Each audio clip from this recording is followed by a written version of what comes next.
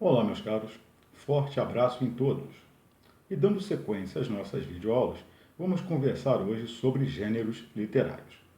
O gênero literário é uma categoria literária, ou seja, os textos, as obras literárias, elas são classificadas de acordo com critérios, entre outros, semânticos, sintáticos, fonológicos, formais e contextuais. A divisão clássica de gêneros nos mostra uma tripartição, ou seja, gênero épico ou narrativo, gênero lírico e gênero dramático. Você que está se preparando para o vestibular, acrescente aí um quarto gênero, o gênero ensaístico. E sobre eles vamos falar de forma introdutória neste vídeo. A divisão clássica de gêneros, ela remonta à Grécia antiga, à Grécia clássica, aos filósofos Platão e Aristóteles. Platão, em A República, e Aristóteles, em sua Arte Poética, defendem esse modelo de divisão em três itens. Inclusive, alguns estudiosos mostram que essa ideia de divisão está associada à alma tripartida defendida por Platão. Sim, Platão acreditava que as faculdades psíquicas presentes na alma eram três: o sentimento, o pensamento e a vontade. E a partir dessa ideia, fomentou-se a organização dos gêneros literários também em três. Bom, vamos abordar cada gênero a partir de agora. O primeiro gênero, o gênero épico, que dá origem ao gênero narrativo. Ou seja, o gênero narrativo é uma visão moderna do gênero épico. No gênero épico, nós podemos encontrar heróis, podemos encontrar povos, podemos encontrar elementos que representam uma coletividade.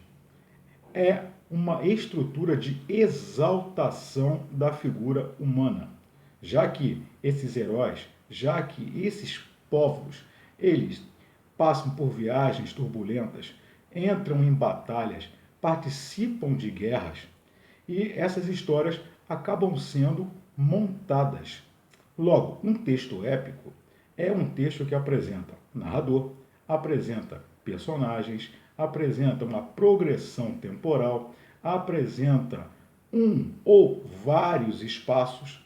Você já deve estar associando essa ideia ao próprio texto narrativo. Perfeito. O texto narrativo, ele também apresenta narrador, também apresenta espaço, também apresenta tempo. Mas qual é a diferença entre um e outro?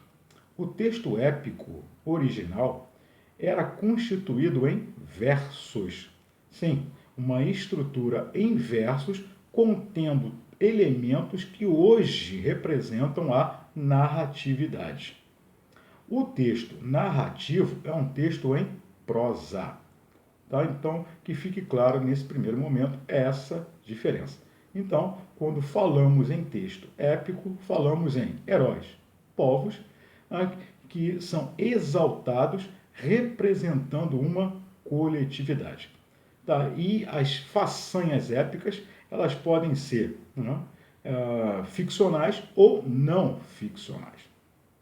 Bom, pulando para a versão moderna do gênero épico, o gênero narrativo.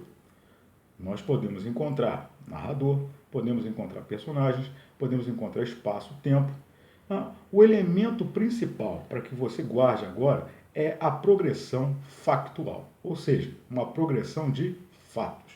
Então eu vou ter uma sucessão de ações, essas ações, óbvio, elas acontecem numa passagem de tempo e eu posso ter um ou vários espaços presentes ali.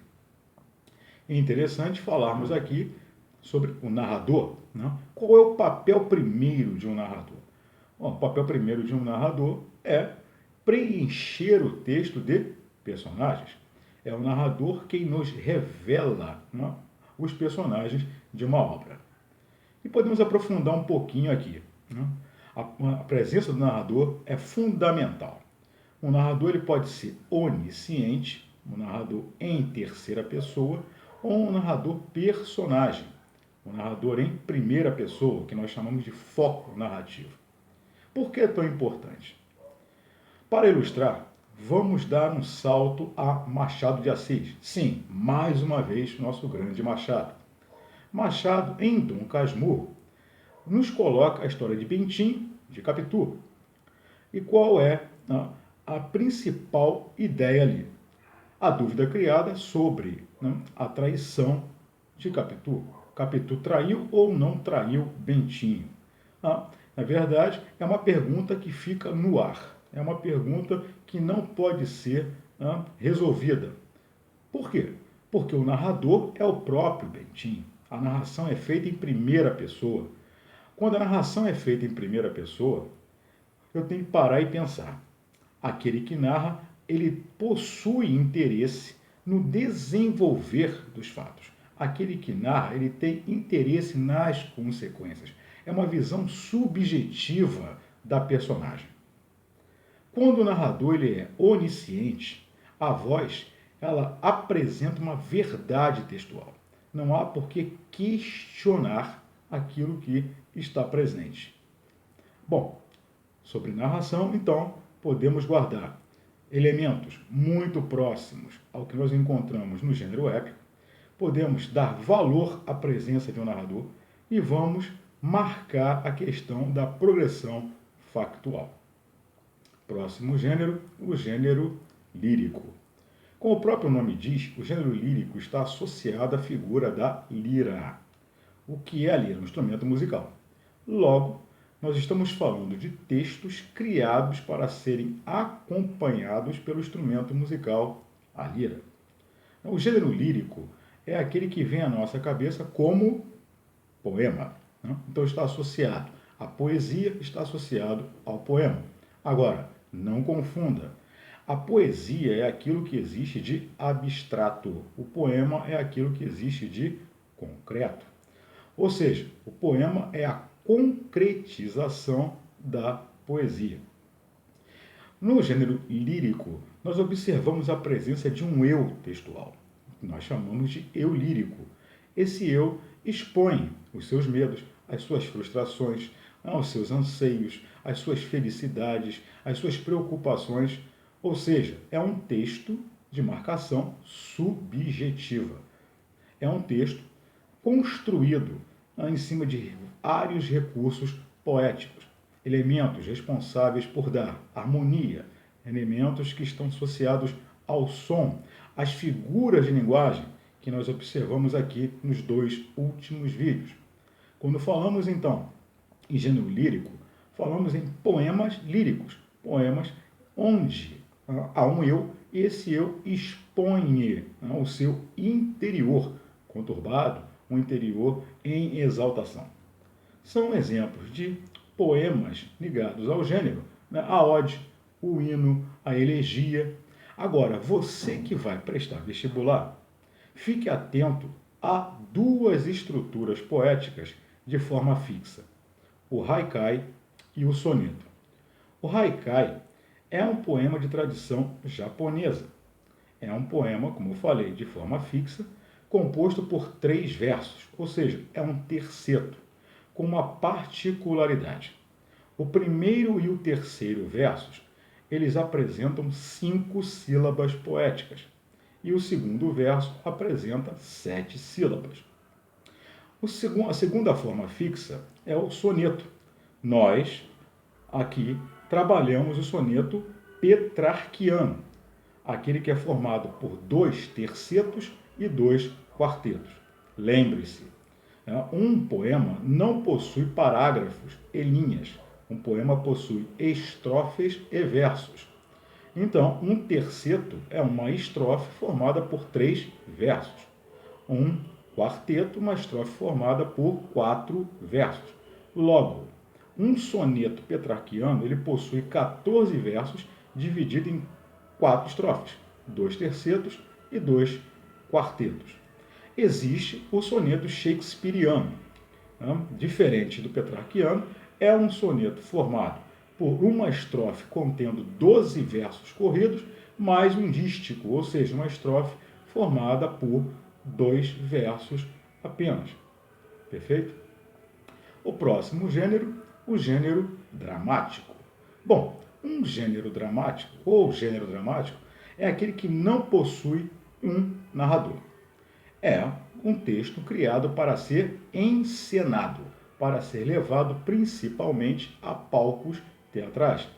Logo, o texto escrito, ele é passado a um interlocutor através dos atores.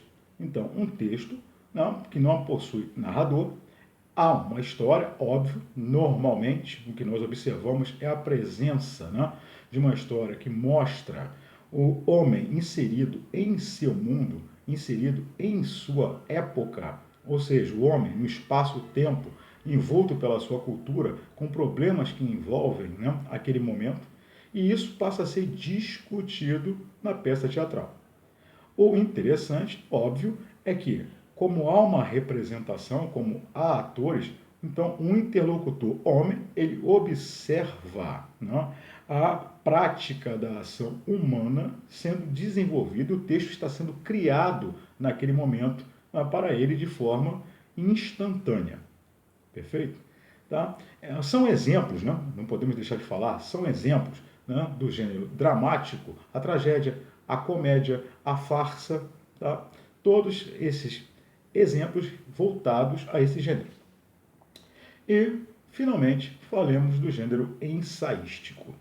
O gênero ensaístico é aquele que apresenta obras que flutuam entre o poético e o didático. O que significa isso? O autor, ele se vale de um tema presente na sua cultura. Um tema voltado à filosofia, um tema voltado à história, à política, a algo relevante naquele momento. E ele o desenvolve. Ele o desenvolve sem a preocupação de montar esse texto sobre uma base científica. Não há essa preocupação. Então, não é um texto pautado na objetividade constante. Mesmo porque o autor de um ensaio, ele coloca o seu ponto de vista.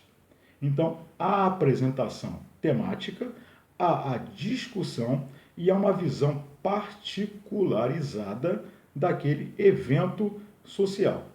Este é o texto ensaístico, ou seja, o ensaio. Meus caros, como eu disse, este vídeo é um vídeo de introdução ao assunto. Nos próximos vídeos, detalharemos o assunto, onde nós veremos gênero por gênero comentado aqui. Agora, nesse momento, não se esqueçam, abram a apostila, façam os exercícios, confiram os gabaritos e acessem o site do colégio. Forte abraço em todos, continuem fortes, cuidem-se e até o próximo vídeo. Tchau, tchau.